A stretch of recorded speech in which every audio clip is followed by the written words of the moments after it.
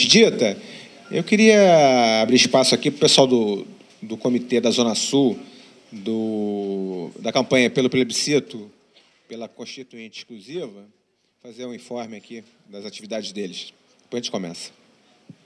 Obrigada, boa noite a todos. Eu gostaria de comunicar, em nome do Comitê Zona Sul, do Plebiscito Popular pela Constituinte Livre, Exclusiva, para a Reforma Política. Está aqui. Está sendo distribuído, inclusive. É que aqui na Zona Sul tem um comitê, tem ali 2 representantes, o Sebastião e o João. Não é? Quem tiver interessado em participar vai ser de 1º a 7 de setembro, com urnas espalhadas pela Zona Sul, cada comitê está organizando na sua seção da cidade. Então, quem tiver interesse em participar, pode entrar em contato com o Sebastião ou com o João, que estão aqui presentes. Tá bem? Boa noite. Obrigada. Obrigado, Maria Luísa.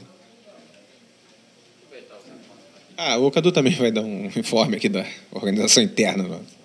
Nem é informe. Por favor, vou deixar circulando aí com vocês uma prancheta com a pessoa colocar nome, e-mail e, se quiser, telefone. Na verdade, quem já recebe a nossa mala direta não precisa se preocupar. Isso é para as pessoas que não recebem a mala direta do Jornal Vou Dizer, do Instituto Casagrande, e que queiram passar a recebê-la, por favor, coloque. Vou pedir que faça aquela caligrafia de primário, bem legível, o nome e o e-mail principalmente, por favor.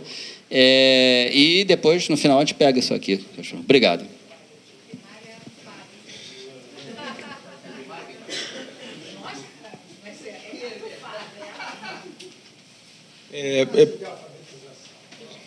Mais uma vez, pessoal, começando aqui a nossa programação, eu gostaria, em nome da diretoria do Instituto Casagrande, agradecer aqui a presença de todos.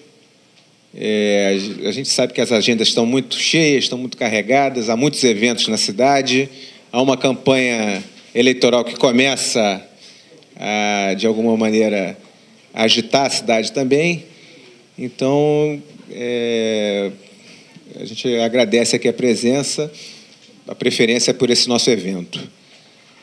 Conforme eu sempre digo, eu tenho que agradecer sempre às entidades que atuam, né, para construir essa atividade, que já é um ciclo, que já vem de algumas palestras, serão 8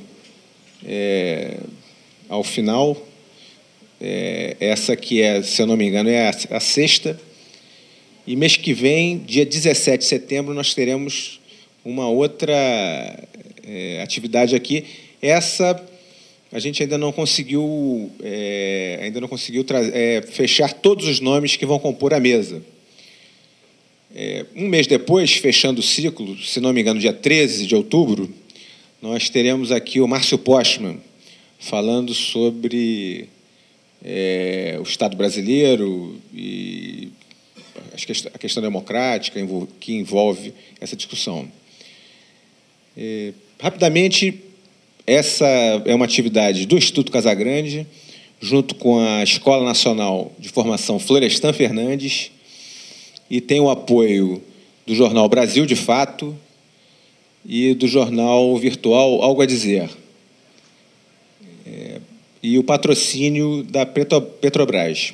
A gente agradece aqui. Eu estou tentando fazer hoje aqui, me fazer de mestre de cerimônia, substituindo o insubstituível senador Saturnino Braga. Deixa eu ver, acho que eu já disse um pouco do que eu tinha que dizer. Essa temática que a gente vai abordar aqui hoje, eu acredito que ela esteve um pouco menos em evidência durante algum tempo, mas ela está voltando fortemente à evidência. A prova disso foi um evento que nós tivemos essa semana aqui no Rio de Janeiro, segunda, terça e quarta, no BNDES, que promovido pelo Centro Internacional Celso Furtado, onde pensadores das mais diferentes áreas das ciências sociais, incluindo a economia, entre outras áreas de interesse, retomaram essa discussão de uma maneira brilhante. Tanto autores internacionais como autores nacionais. Entre esses autores nacionais, que fizeram exposições de muito brilho aqui. Para nossa sorte, nós temos aqui hoje 2 deles presentes. O professor Luiz Carlos de Bresser Pereira, que eu gostaria que viesse à mesa para tomar um assento aqui. E a nossa veterana já, a professora Vera Cepeda, que vem aqui pela 2ª vez. Aqui é o nosso Casagrande. Em menos de 2 anos, né, professor? Isso é um prazer para nós. Eu vou propor aqui à mesa um tempo em torno de 20 minutos, pode ser, professor? Professora também? E a gente sempre tem uma licença poética, a gente brinca aqui, que são 20 minutos com licença poética. Né? E a gente pode começar pela ordem, professor, ali do banner, que é o senhor primeiro? Pode ser? Então, muito obrigado, boa noite. Passar aqui o microfone aqui, professor. Então, muito obrigado aos organizadores dessa série de debates. Né? Para mim, o debate é tudo na vida, a gente precisa debater os problemas e avançar com eles. Né? E a gente precisa, né, porque a gente está construindo o Brasil. Né? Eu acabei de escrever um livro, livro grosso, né, que tem o título modesto de A Construção Política do Brasil. Né? E, na verdade, eu tentei entender como o Brasil vem sendo construído desde 1822. Eu deixei de lado a colônia, porque essa já foi muito estudada. Eu só tenho um capítulo sobre a colônia em que eu vou discutir as razões do atraso brasileiro. Mas, depois disso, eu vou discutir o Brasil, que vem sendo construído, então, desde 1822, desde que o Brasil se torna um país independente. E eu dividi a história do Brasil em 3 grandes ciclos, 3 grandes ciclos da relação Estado-sociedade. E eu chamei o primeiro ciclo, o ciclo que corresponde ao Império, eu chamei esse ciclo de ciclo Estado e integração territorial. Porque é nesse período que se constrói o Estado brasileiro, a partir do Estado português, mas há toda uma construção desse Estado, quer dizer, e desde a Constituição, né, de 1834, e depois, e é também nesse período que se garante a unidade territorial do Brasil, o que foi uma grande realização. Não foi fácil, houve muitas forças que queriam independências locais, etc., e, afinal, de forma que o Império, né, foi razoavelmente bem sucedido. Há uma ideia de que tem uma série de economistas, historiadores americanos e tem também um brasileiro que adotou a posição deles, que diz que o atraso brasileiro aconteceu no século XIX e, portanto, no Império. Mas eu acho isso um grande equívoco. É um grande equívoco estatístico, porque foi nesse período que a diferença entre a renda por habitante do Brasil, que no começo do século XIX era de 2 para 1 em relação aos Estados Unidos, tornou-se de 6 para 1 no final do século. Então, parece que foi aí que o atraso aconteceu. Mas, na verdade, esse 2 para 1 não dizia nada. Quer dizer, os Estados Unidos de 1800 era uma sociedade não só já independente, mas era uma sociedade quase capitalista, era uma reprodução da sociedade inglesa, que era a sociedade mais avançada que havia no mundo, e sem a atrapalhação da aristocracia. Então, enquanto que nós éramos uma sociedade escravista e latifundiária, né, completamente diferente. O segundo ciclo é o ciclo que vai de 1930 a 1977, e eu chamo esse ciclo de ciclo Nação e Desenvolvimento, porque esse é o ciclo em que o Brasil forma a sua nação e promove o seu desenvolvimento econômico realmente, né, se industrializa, né, e, portanto, também é o período que a gente pode chamar de o período da Revolução Capitalista, que se fecha, né, com uma revolução industrial sempre. Então, foi um período de grande crescimento. O Brasil é o país que mais cresce no mundo em termos brutos e em termos per capita, fica só atrás do Japão. E depois, a partir de 1977, então, nós temos o terceiro ciclo, que, a meu ver, está terminando neste momento. E esse ciclo eu chamo o ciclo de democracia e justiça social, porque aí, então, a prioridade dos brasileiros passa a ser a democracia, que nós não havíamos tido até então. Aquela democracia de 46 era uma democracia muito limitada, porque não havia ainda o sufrágio universal, os analfabetos não votavam. E, quer dizer, então, há um acordo fundamental de que ia haver democracia e que o Brasil era um país profundamente injusto, profundamente desigual, recordista nisso, por todo um passado escravista, evidentemente, e, portanto, que também era necessário reduzir a desigualdade. Quer dizer, então, esses são os 3 ciclos. Quer dizer, nesses ciclos, então, o tema que me deram é projeto para o Brasil. Eu não percebi a segunda questão, mas acho que eu acabo respondendo também a segunda questão. Então, quando a gente discute projeto Brasil, de repente, me ocorreu que eu podia fazer uma distinção. Eu posso ter um projeto de desenvolvimento econômico do Brasil e eu posso ter um projeto de diminuição da desigualdade no Brasil. E esses dois não são exatamente a mesma coisa. Quer dizer, em termos de projeto de desenvolvimento do Brasil, há muito tempo nós não temos. Quer dizer, na verdade, nós só tivemos 2 projetos nacionais de desenvolvimento. Os 2 foram conservadores, os 2 foram autoritários. E o segundo, além de autoritário, foi fortemente excludente, o que o primeiro não foi. O primeiro foi o ciclo nacional desenvolvimentista do Getúlio Vargas, que termina com Juscelino Kubitschek. Esse foi um projeto para o Brasil, liderado por um grande estadista, e que marcou toda a história do Brasil. O segundo foi um ciclo autoritário dos militares, que foi altamente regressivo do ponto de vista político, mas, evidentemente, também tinha um projeto de desenvolvimento e conseguiu, afinal, consolidar o desenvolvimento capitalista no Brasil. Não houve, entretanto, nenhum nem outro teve nenhuma preocupação com distribuição de renda. No ciclo do Getúlio ainda houve uma tentativa de integração dentro do pacto político, os trabalhadores urbanos. Os trabalhadores rurais foram sempre absolutamente afastados.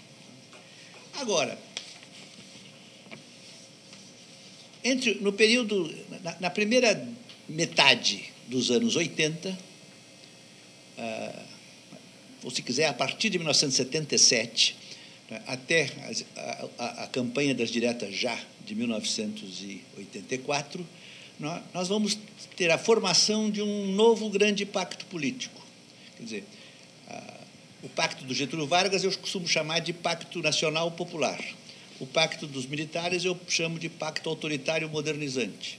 E agora surge um novo pacto, quer dizer, por que a partir de 77? Porque em 77, os mais velhos se lembrarão que foi nessa data que o presidente Geisel, diante da derrota de um projeto dele de reforma do judiciário, ficou indignado, fechou o Congresso, mudou a Constituição e fez o diabo. E isso no meio da distensão que ele tinha começado. E isso fez com que, pela primeira vez, a burguesia, que estava fechada com os militares desde 64, começasse a romper a sua aliança. Então, é a partir dali que eu acho que vai começar a transição democrática. Claro que foi uma conquista de baixo, não foi uma conquista dos empresários de forma nenhuma, mas que, afinal, contou com a participação deles, o que tornou a coisa muito mais viável. Então, foi se formando um pacto novo, que eu chamo o Pacto Democrático Popular de 1977. E o que esse pacto dizia? Havia nesse pacto uma ideia ou um projeto de distribuição de renda.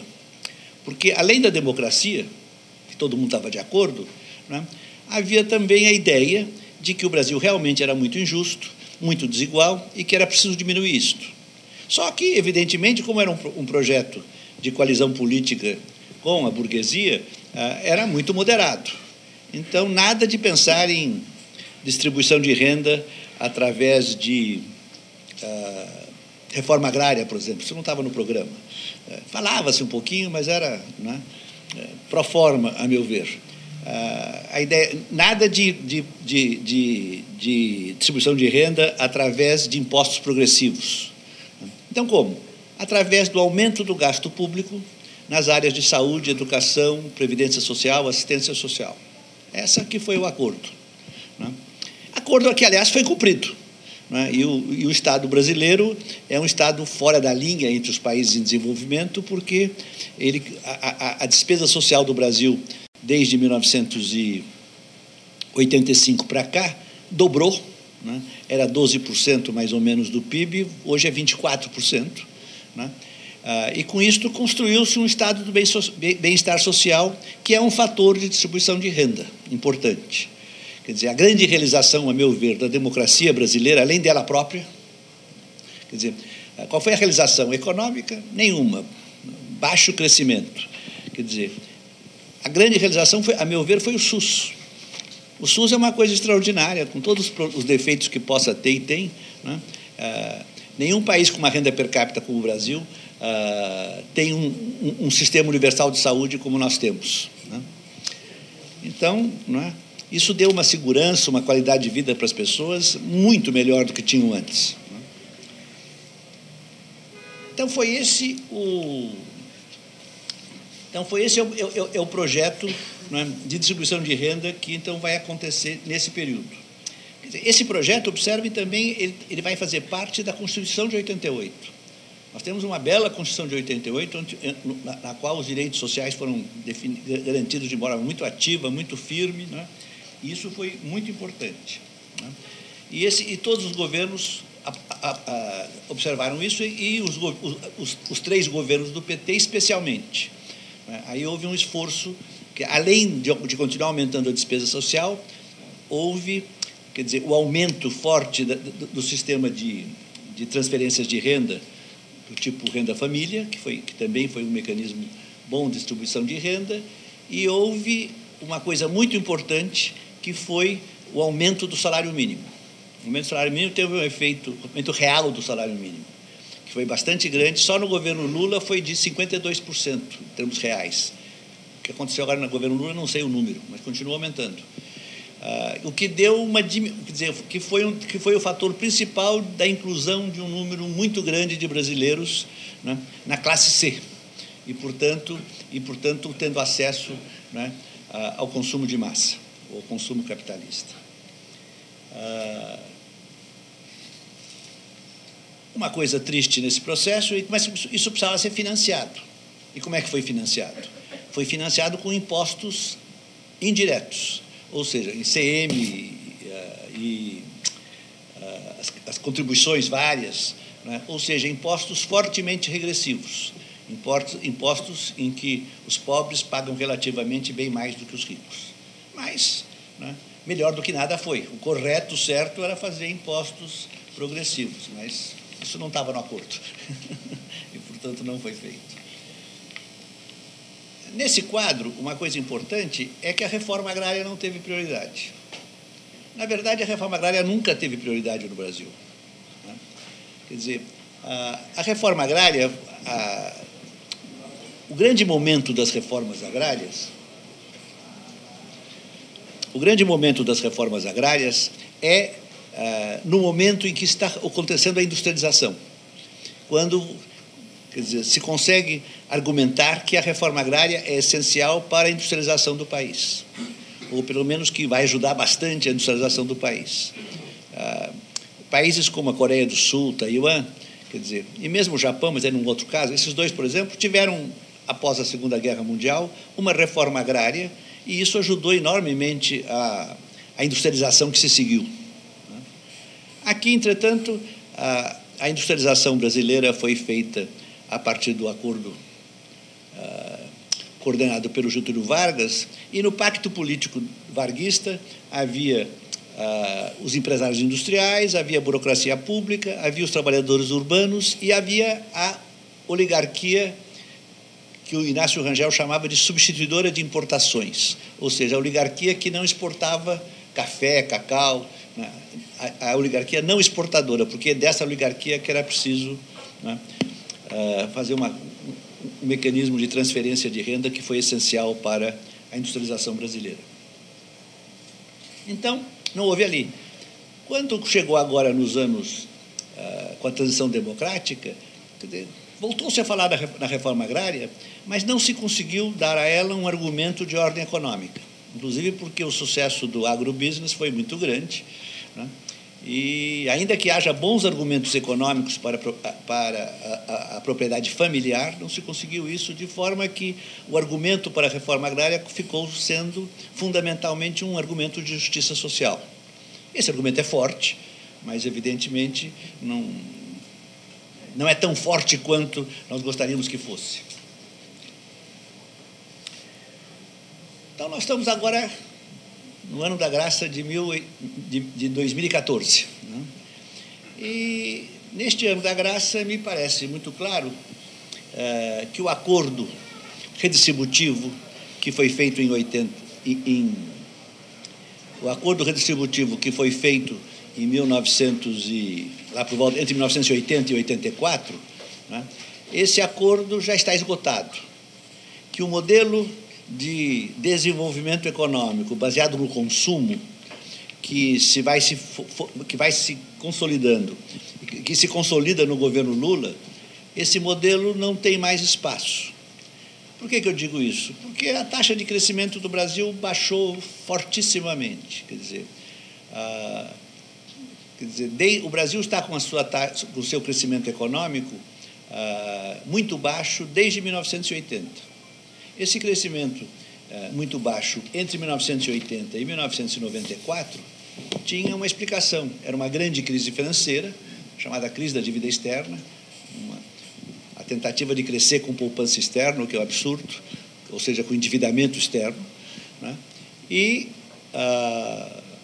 Então, o Brasil quebra, né? Não só o Brasil, foram quase todos os países latino-americanos quebraram, só a Colômbia não quebrou, mas também, mesmo ela sofreu. E diante dessa quebra, então, a inflação disparou, tivemos, então, um período de 14 anos de crise financeira e alta inflação inercial. Mas, em 94, acabou a inflação, foi estabilizado através de um mecanismo totalmente heterodoxo, que era o mecanismo da URV, que neutralizava a inércia inflacionária, e o país... Então, eu pensei, agora o Brasil vai crescer. Mas não cresceu. Não cresceu no governo Fernando Henrique, cresceu muito pouco, e teve duas crises financeiras, uma em 98 e outra em 2002. A crise financeira de 98, especialmente, foi pura resultado de política mal feita. Aí vem o governo Lula, bom, agora vai. Né? Não foi. Pareceu que foi na segunda parte do ano, quando, em termos de crescimento, foi em termos de inclusão social. O governo Lula foi altamente bem sucedido na parte de inclusão, pelos motivos que eu já dei. Mas, em termos de desenvolvimento econômico, não foi. E o crescimento só foi um pouco maior graças, né, ao crescimento enorme dos preços das commodities, puxados pela China, né, mas isso esgotou-se, né, e o Brasil, então, volta a crescer 2% ao ano. Este ano vai crescer menos de 1%. Então, o desenvolvimentismo social do Lula, foi social, mas não foi desenvolvimentista. Ou foi desenvolvimentista, mas fracassou. Né? E o que é mais grave? Né? Para que haja... eu estou convencido de que só um desenvolvimentismo social resolverá o problema do Brasil. Sem um desenvolvimentismo social é impossível... e para isso, materialmente... E, para isso, eu venho desenvolvendo toda uma teoria chamada novo desenvolvimentismo, que eu não vou aborrecer vocês com isto, né? Mas, para isso, é fundamental que haja uma coalizão de classes que envolva os empresários industriais. Porque, de duas uma, né? ou você governa o Brasil com base na ideia da luta de classes, que continua existindo aí, está aí, né? Mas a luta de classes que nós temos aqui no Brasil é uma luta de classes morna. Por que é morna? Porque todo mundo sabe que essa luta de classe não pode ser resolutiva, porque nós não podemos chegar ao socialismo, porque o socialismo não parece uma alternativa viável, né, para ninguém nesse momento, né, ou para muito poucos. Né. Infelizmente, né, o fracasso dos socialismos realmente existentes mostraram que, e eu estou convencido disso, que o mundo ainda não está preparado para o socialismo. Então, diante dessa situação, né, então você tem a segunda alternativa. A segunda alternativa é você ter uma coalizão de classes desenvolvimentista e social. O que é uma coalizão de classes? Uma coalizão de classes quer dizer uma coalizão em que você divide a classe dominante, né? Então, em vez de ter apenas a burguesia, ponto, você, em vez de ler o primeiro volume do Capital, você vai ler o terceiro volume do Capital. E no terceiro volume do Capital, o Marx vai falar nos capitalistas produtivos e nos capitalistas improdutivos, ou rentistas. Quer dizer, e essa separação é muito importante. Nem sempre ela funciona, hein? Porque tem momentos que eles se fecham juntos e ninguém abre. Mas, há outros momentos, dá para dividi-los, né? Então, uma associação dos trabalhadores e da burocracia pública com a burguesia industrial, né, permite, né, um desenvolvimentismo que na democracia será certamente social e necessariamente social. Então, esse seria o esquema. Foi isso que o Lula tentou.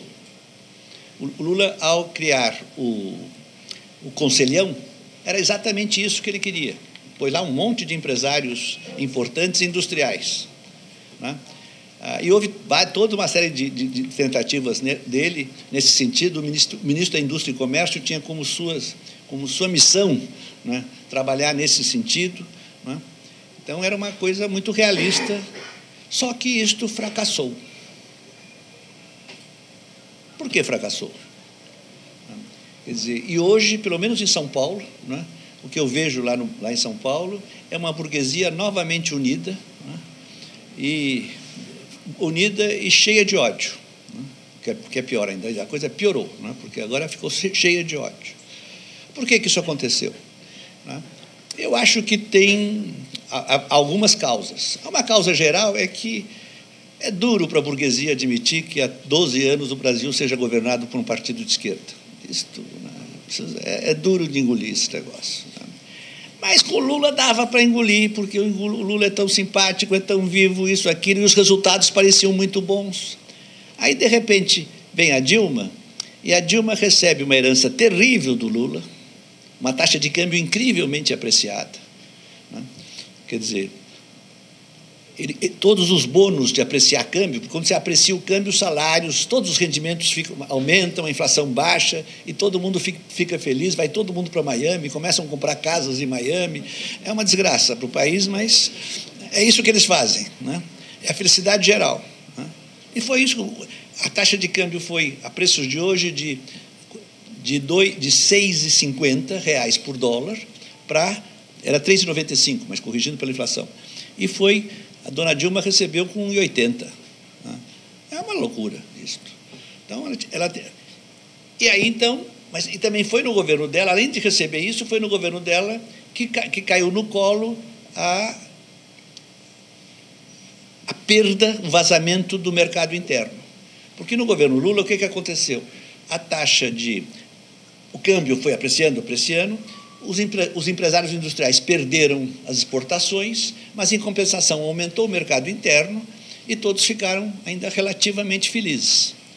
Mas aí passaram-se 3 anos, mais ou menos, que é o tempo que demora para os importadores de manufaturados se organizarem e importarem manufaturados, e, né, aquele mercado inteiro foi todo ele capturado pelos importadores, porque com esse câmbio absurdamente apreciado, quer dizer, as empresas brasileiras deixavam de ser competitivas, né, e as importações de empresas eventualmente até menos eficientes que as brasileiras passavam a ser mais baratas do que comprar aqui no mercado interno. Então, isso então deu o famoso PIBinho. Quer dizer, PIBinho foi o nome que os economistas de direita encontraram para para salientar o fracasso no crescimento econômico. Tudo isso causou um efeito muito forte. Em cima disso, houve um violento uso do mensalão, né, para fins políticos. Houve um erro grave do Zé Dirceu, ao meu ver, né, mas não merecia de jeito nenhum nem a pena tão alta e muito menos e aquela grande escarcéu, aquela grande coisa que fizeram. Mas isso ajudou a alimentar esse ódio e a romper a coalizão de classes. Quer dizer que, então, hoje eu estou muito pessimista a respeito para isso, porque continua mais provável que a Dilma se eleja, mas, não é, se ela terá condições de fazer essa coalizão de classes, novamente refazê-la, né, é complicado. Se for eleito, os outros dois são dois candidatos de direita, quer dizer, e nenhum deles tem uma ideia de como fazer, de administrar a taxa de câmbio e tornar a taxa de câmbio competitiva no Brasil. Então, eu estou muito pessimista, né? Tem gente que diz, não, o Brasil sempre acaba dando certo, isso, aquilo. Olha, mas não está dando certo desde 1980. Quer dizer, e não está dando certo, né, essencialmente porque nós temos cometido erros muito graves, né? Quer dizer, a grande coisa é que nós tivemos um projeto distributivista que ajudou um pouco. Isso nós devemos ao Lula, sem dúvida, e a liderança dele, isso foi uma coisa muito importante. Mas ele não foi capaz, ele e seus economistas não foram capazes de fazer o projeto de desenvolvimento que era preciso somado ao projeto de distribuição. E sem isso você não consegue acordo social nenhum, né? E nós ficamos num impasse. Basicamente é isto. Obrigado.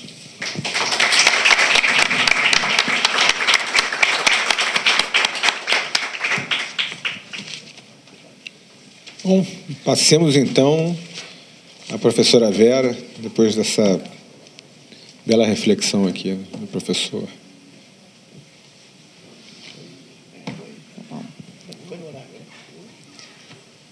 Boa noite a todos. Boa noite a todos. É um prazer estar de novo aqui. Já fui a segunda visita, a gente já vira veterana. O meu medo é que o próximo lance seja me transformar em sócia colaboradora e eu tenha que amargar mais um ônus da minha fraca conta.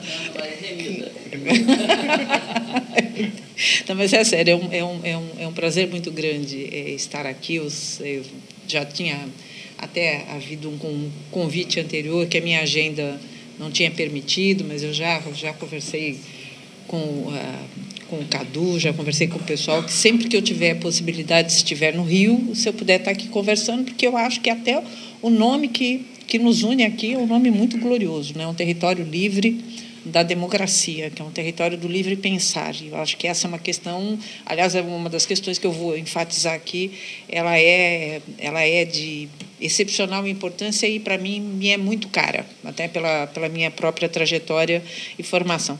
Prazer enorme estar sentada do lado do Bresser, que é minha referência bibliográfica, né? E aumentam as responsabilidades quando a gente tem que falar do lado da bibliografia, mas também não nos acovardemos, né? Eu vou começar essa discussão fazendo duas brincadeiras, que a primeira é assim: quando eu recebi o convite, eu fiquei muito feliz, falei, vamos lá, vamos discutir. Aí, quando a gente senta e encara o tema que está proposto, eu tive vontade de ficar doente, sair correndo e dar uma desculpa para vocês dizer eu venho numa próxima vez. O tema é importante, o tema é delicado e de dificílimo enfrentamento. Foi essa a conclusão que eu cheguei. Bom, como pela ética eu não posso dizer que eu estou doente porque eu não estou, e sair correndo porque não é meu hábito, eu resolvi enfrentar o tema, até porque eu retomo uma reflexão muito importante, mas aí vem a segunda brincadeira, que eu estou aqui numa dúvida, se eu digo para vocês, perder a esperança, a voz quem traz, porque a discussão vai ser, eu vou fazer uma discussão, é o território livre da democracia, eu vou me permitir pensar em voz alta, ou se eu recorro à chacrinha para dizer dizer que eu não vim para trazer ordem, apenas a desordem, então nós vamos fazer uma confusão. Mas, feitas essas brincadeiras para aliviar um pouco o tema, por que para mim, a primeira impressão que eu tive foi essa da delicadeza do tema, né? A questão do tema eu vou abordar logo na sequência, mas a primeira era a responsabilidade que se tem ao estar num espaço como esse, assumindo a situação de ter que responder uma provocação desse tipo, né? Porque uma coisa é eu responder do ponto de vista pessoal, aquilo que eu penso como cidadã, aquilo que eu penso como participante da sociedade brasileira, das nossas normas institucionais e democráticas, é me posicionar como pessoa em função dos meus ideais. E que, na verdade, a gente sabe, todos nós temos efeito ao proclamar, né, ao manifestar nossas ideias, a gente tem efeitos em relação ao conjunto das pessoas que estão à nossa volta, e esse efeito ele vai aumentando quanto maior a capacidade ou maior o escopo, né, a interação com o seu entorno. Então, se eu falo como pesquisadora, porque eu acho que estou sendo convidada como pesquisadora, e, ao mesmo tempo, a me manifestar diante de um objeto que tem um impacto ideológico, um impacto político, e, portanto, fica difícil para um pesquisador. Eu estou aqui lembrando, de novo, do grande drama weberiano, que era como separar, né, uma análise objetiva do reino das paixões, do reino das posições pessoais, e, no caso, né, no caso de quem está dentro da universidade, quem pesquisa, quem estuda, quem fala, né, o jornalista, a mídia, nós transitamos o tempo inteiro dentro desses dois mundos, né? Então, eu tentei, esse foi o meu primeiro dilema, por isso que eu fiquei com dor de cabeça, né, e com vontade de fugir, que era como é que eu consigo administrar um pouco essas duas dimensões e, óbvio, fazer uma opção pela via do pesquisador, porque, do ponto de vista pessoal, a gente pode conversar em outro lugar, mas aqui eu queria fazer uma análise mais objetiva, e eu não sei se eu tenho condições efetivas de fazê-lo, mas eu vou tentar. E, claro, né, para escapar da armadilha da pergunta, que eu considero muito importante, uma das estratégias que eu vou adotar com vocês, olha, estratégia, hein, que eu vou adotar com vocês é problematizar exatamente o tema, né? Porque eu acho que a pergunta é interessante, mas eu não sei se a gente tem claro de por que ela é interessante. O que se pergunta? Desenvolvimento para quem? O que significa que, na nossa cabeça, de maneira quase que imediata, já está dado que o desenvolvimento é algo que pode atingir mais de um resultado possível. Então, há uma natureza intrinsecamente política no fenômeno do desenvolvimento. A ideia também de que o desenvolvimento também pode ser apropriado, porque se ele pode ter mais de um sentido, se ele pode ter mais de um efeito, ele é um processo que pode atingir mais de um resultado, e quando eu coloco a palavra quem na outra ponta, eu estou dizendo que as energias ou o resultado do desenvolvimento pode ser apropriado por grupos específicos, por setores específicos, por projetos específicos. Então, ao introduzir essa relação, que é uma relação entre o desenvolvimento e o seu resultado social e histórico, nós estamos problematizando duas dimensões. A primeira delas é a dimensão do próprio conceito de desenvolvimento, porque ele está obrigatoriamente sendo ressignificado. Nós estamos procurando a dimensão política, né? Nós estamos procurando essa abertura dos efeitos sociais que a palavra e o conceito têm. E isso eu acho uma coisa muito interessante, porque significa que a gente retoma algo que tem desaparecido da trajetória política. No Brasil, isso é bastante complicado e é bastante visível a partir dos anos 90, com a chamada com o fim das grandes narrativas, o fim das grandes ideologias, o fim das grandes utopias, que é aquela de dizer as ideias contam, né? Que as ideias elas fazem parte da luta política. Então, definir a natureza das ideias e a natureza dos conceitos significa resolver também uma parte daquilo que nós estamos falando na vida real, porque as ideias não são veículos neutros, elas nascem orientadas pela ação dos indivíduos na sociedade, e elas têm destino. Então, as ideias, para nós, como essa ideia de desenvolvimento, ou o conceito de democracia, que eu vou introduzir muito rapidamente nesse debate, para nós, essas ideias são uma ponte entre o passado e o futuro, porque elas acabam atingindo a natureza dos indivíduos, orientando a sua ação e transformando o resultado da sua ação, o resultado do seu futuro. Então, tá. Isso eu acho que é uma primeira questão, assim, a segunda já, né? A primeira a pergunta me remete à ideia de que o desenvolvimento é polissêmico e ele é político, ele é um espaço da política, então ele tem que ser apropriado. Segundo, que para fazer essa mudança, a gente tem que reposicionar os termos do debate. A gente vai ter que olhar um pouco o que é o desenvolvimento. Ao introduzir a questão do para quem, nós vamos ter que pensar, mas que tipo de categoria pode dirigir o desenvolvimento, e aí a gente chegaria num segundo nível, né? Ou seja, o processo está se tornando político de uma maneira muito, muito radical e muito intensa. E aí eu passo a entrar numa tentativa de fazer a resposta dessa questão. Olha, desenvolvimento para quem significa estabelecer quais são os sentidos, os canais, ou principalmente os objetivos pretendidos pelo desenvolvimento. Se aquilo que eu tenho estudado nos últimos 20 anos, só isso, né? Nos últimos 20 anos, a respeito sobre teoria e dinâmica do desenvolvimento, eu acho que só existem duas possibilidades de nós respondermos essa questão. A primeira delas o desenvolvimento pode ser dirigido por um conhecimento técnico, porque ele é algo que tem que operar a questão econômica, ele tem que planejar, ele tem que racionalizar, ele é uma expertise, ele é um conhecimento. Então, por isso, a gente vai recorrer sempre a pessoas que têm um conhecimento e um diagnóstico profundo sobre a realidade, que vão escolher as alternativas, que dirigem esse processo, em geral, aonde nas instituições e dentro do Estado, né? Então, se a gente for olhar um primeiro nível, essa foi uma grande experiência que aconteceu na trajetória brasileira. Quem poderia responder para onde vai o desenvolvimento e a quem serve o desenvolvimento são os especialistas que operam essa demarcação, e a gente estaria falando no nível das instituições. É como perguntar ao intelectual, né, que é uma grande vocalização que a experiência política brasileira teve desde os anos 10 e 20 do século passado até o esfacelamento do Estado desenvolvimentista. Está aqui o Bresser, que é um dos responsáveis por fazer a reforma do Estado e diminuir então um pouco esse peso da vocalização desses atores. Nós estamos olhando o nível das instituições. A resposta pós-88 é de outra natureza. Quem dirige o desenvolvimento é a participação e a decisão social. Então, ou de um lado eu vou delegar esse processo de tomada de decisão e de encaminhamento para as instituições que circulam, que percolam a natureza do Estado, ou eu vou ter que fazer essa pergunta para a sociedade. E a sociedade vai ter que dizer para onde ela quer que o desenvolvimento caminhe, né? Dito dessa maneira, parece tranquilo, né?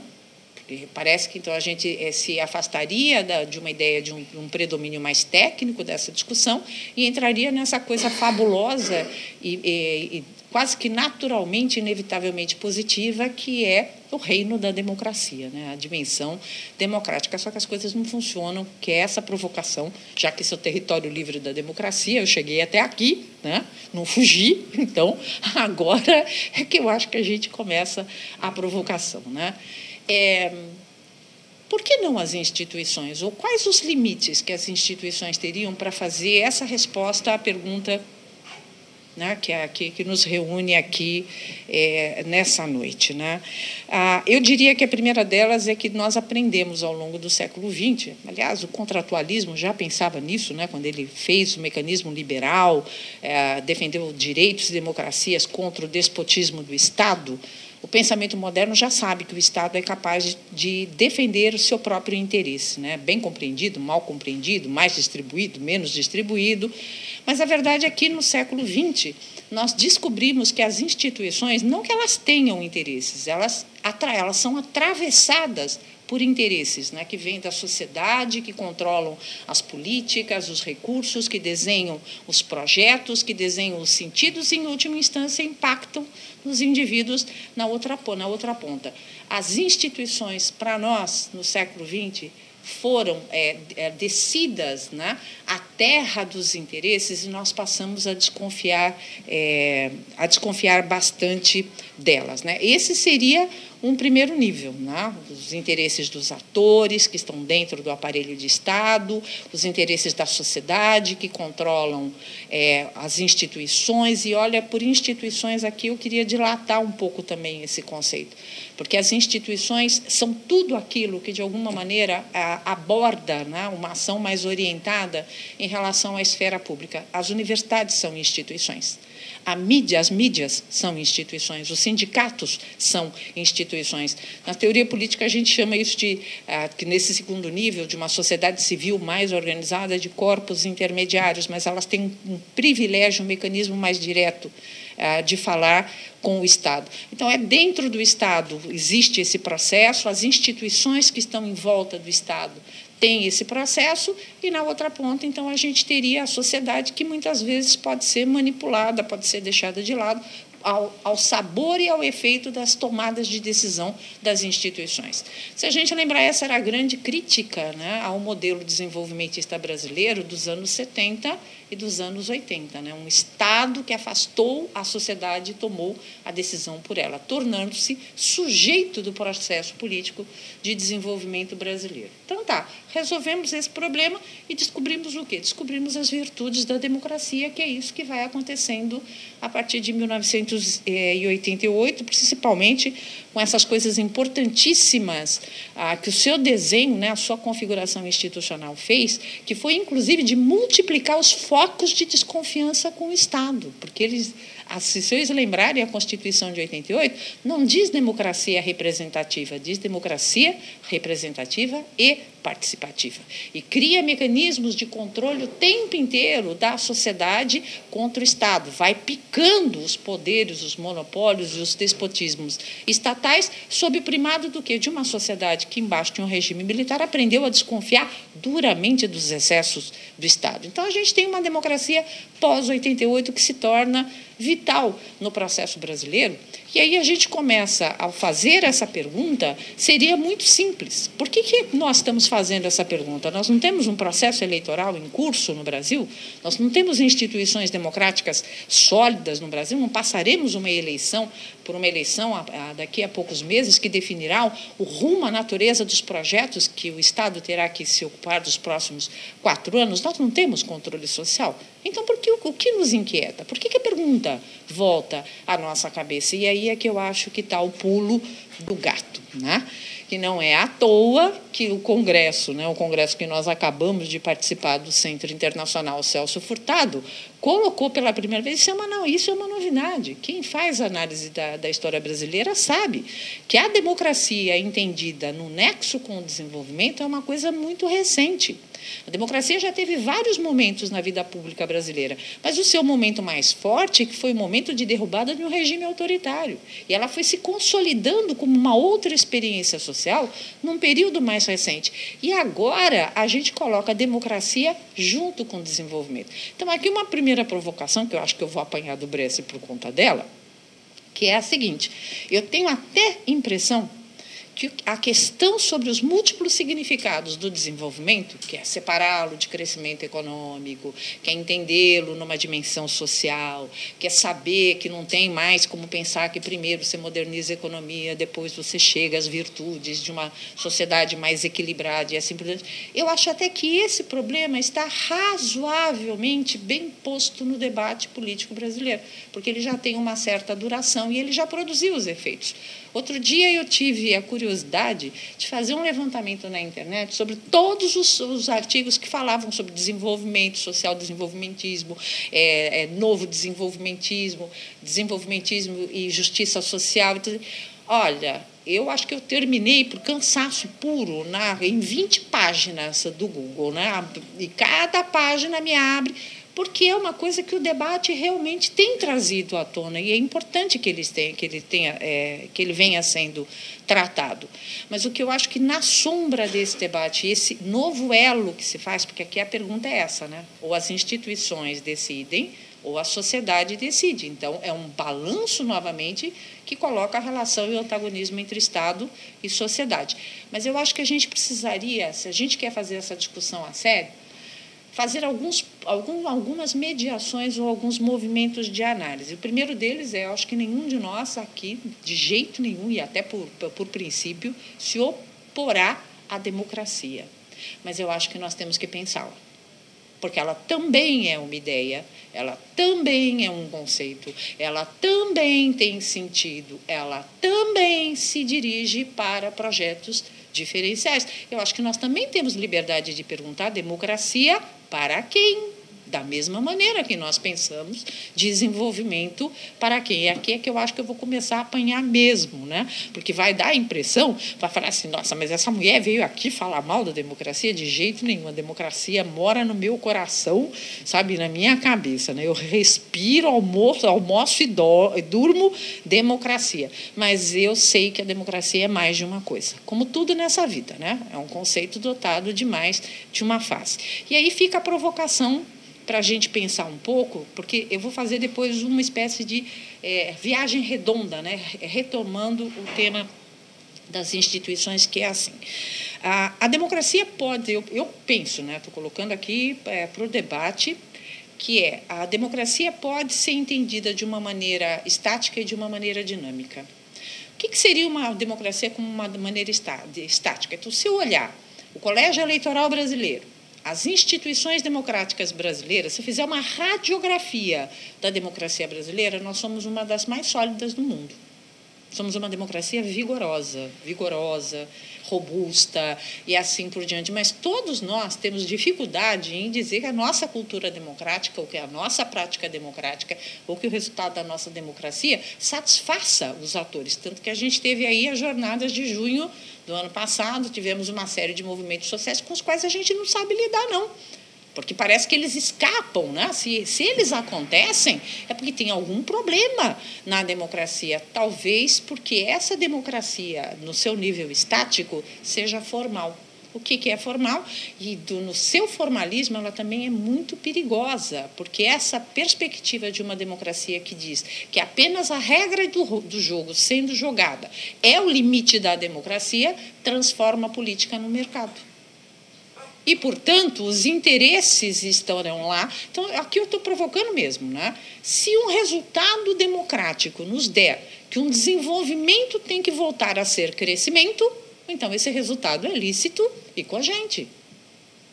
Mas essa decisão, que é uma decisão que muitas vezes expressa o fórum privado de cada um de nós, essa é uma democracia que pode lidar bem com os interesses.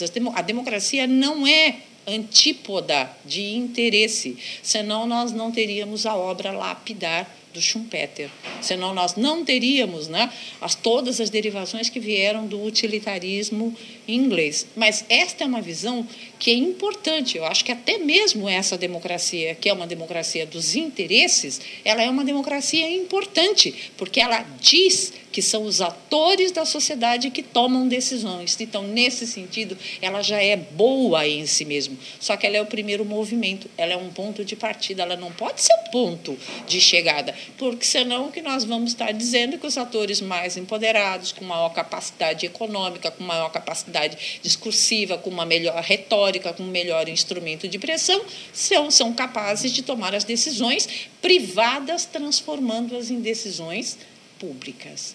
E a democracia não teria um outro lado? Não, a democracia tem sim. A democracia enquanto processo. O que é uma democracia enquanto processo? É aquela que, curiosamente, retomando autores de natureza muito distinta, ao longo da trajetória ocidental, muito distintas. Por exemplo, para os gregos a democracia era um direito ou um dever? Era um dever. Porque é a forma pela qual o homem pertence à sua polis. A democracia grega não colocava o interesse do oikos em oposição ao interesse da polis, o que era levado a... Por isso que até as decisões econômicas, que naquela época, óbvio, a gente sabe, não apareceriam, as decisões econômicas eram deixadas à sombra do espaço político, porque aquilo que o homem deliberava na experiência democrática grega eram as decisões do interesse coletivo, não é o interesse privado. Então, eu até faço uma brincadeira com os meus alunos. Eu sou professora de ciência política, vocês já perceberam, né? Eu faço uma brincadeira com os meus alunos, eles vão ler a definição da República em Aristóteles e em Platão, e depois eles leem aquele texto brilhante, a liberdade dos antigos versus a liberdade dos modernos, né? E para os gregos aquilo é a função pública, para nós modernos é uma relação de negócios, né? Então, esse é o primeiro movimento. Quer dizer, a democracia, para ela se tornar um processo, ela tem que repensar o significado do conceito democracia. E se ela é um processo, primeiro ela tem que ter um lugar para chegar. E um lugar para chegar pode nos remeter à superação desse primado mais privado, mais do interesse, porque a gente disse que o Estado é um problema, porque o Estado está atravessado de interesses. Os indivíduos na sociedade não têm interesses, não. Eles não convertem seus interesses em soluções democraticamente calculadas e democraticamente resolvidas. Então, eu acho que aí a gente teria que começar a pensar um pouco sobre a natureza do processo democrático, da cultura democrática brasileira, né? Pensar a ideia de que essa democracia tem que lidar um pouco com o espaço público. Por que eu falei de tradições diferentes? Porque se isso estava nos gregos, isso está em Rousseau. Se isso estava em Rousseau, nós vamos encontrá-lo modernamente no Habermas, nós vamos encontrá-lo modernamente no Amartya Sen, provavelmente nos textos do Furtado sobre democracia também, né? Então, eu acho que tem esse movimento que é de reposicionar o contrato de solidariedade democrático, que eu acho que tem que estar em jogo também, porque isso nos permitiria reposicionar o desenvolvimento como algo que pudesse ser alcançado pelo conjunto da sociedade, né? Então, eu acho que isso seria, para mim, a questão da viagem redonda, né? Quer dizer, eu acho que desenvolvimento ele tem sido bastante questionado, até a pergunta do para quem é uma coisa que faz sentido na cabeça das pessoas, não faz sentido na cabeça das pessoas, que é a luta por uma democracia mais solidária, mais comprometida e mais pública, mais republicana, que talvez seja um dos elos fundamentais do debate político brasileiro. Isso me permitiria definir a democracia como o melhor juiz para discutir aquela questão e para dizer o que é o desenvolvimento e para quem desenvolvimento. Até porque, só para introduzir essa questão, e eu pararia por aqui, que são dois problemas fundamentais. O desenvolvimento, para acontecer, ele premia e penaliza atores, né? Eu fico me perguntando aqui que estado, por exemplo, que governo brasileiro hoje teria condições de fazer a reforma política. Por isso que vocês estão falando sobre a ideia de uma constituinte que faça a reforma política, porque os governos que são obrigados a lidar com uma democracia em grande medida tacanha, e não por conta dos atores, por conta das instituições que orientam a cabeça dos atores. Então, eu vejo as pessoas falando de reforma tributária, fundamental. Vejo as pessoas falando de reforma política, fundamental. Cadê o controle da mídia? Porque ela, fundamentalmente, que dissemina uma perspectiva democrática antirrepublicana. Ao antagonizar atores, ao introduzir essa ideia do cálculo racional privado, ao melar alternativas diferenciais, ou seja, há um processo muito perigoso corroendo uma cultura democrática que tem instituições sólidas no Brasil, mas que, por outro lado, tem essa questão fundamental, que é a defesa da ideia de democracia. Então, só para terminar, né? Sem uma cultura democrática forte, as instituições não têm nem energia nem capital social para fazer as grandes decisões delicadas. A gente vinha brincando no táxi. Por que será que a reforma agrária nunca foi feita no país? E outras reformas fundamentais, até porque, se a taxa de crescimento diminui, senhores, não tenham dúvida, as políticas protetivas, de promoção social, inclusivas, de equidade e de justiça estão sob ameaça. Claro que estão sob ameaça, porque, do ponto de vista formal, elas podem ser entendidas como gasto social e não como investimento social, como um problema econômico e não como um problema político. Então, isso, no final das contas, acaba fazendo um grande nó na cabeça de cada um de nós, mas eu tenho a impressão que a gente discute muita coisa e tem deixado ao lado a questão fundamental, que é essa, né? Democracia para quem? Democracia como, no caso brasileiro, e como constituir uma esfera pública e republicana na nossa trajetória, que já é uma trajetória belíssima. A gente dá nó em pingo d'água, né? Obrigada.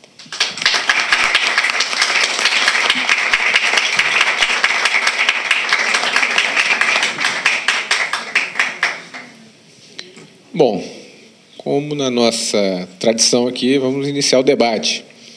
Então, eu gostaria de contar, como sempre, com a colaboração da nossa querida Maria Luísa. Então, hoje está menor, né, Catinha? Hoje a gente está... Então, acho que Só avisando ao plenário que é um debate, não um debate. Bom, já temos ali, estou vendo ali o Tiago. Tá, a gente sempre faz isso, né? Quer dizer, eu contar com o bom senso das pessoas para que façam manifestações ou perguntas, né? E não mini palestras, por favor, senão a gente não aproveita tanto aí os conferencistas, os palestrantes, né? Os debatedores, em última análise. Vamos fazer rodada de 3. Rodada de 3 para vocês, tá bom? Tá bom.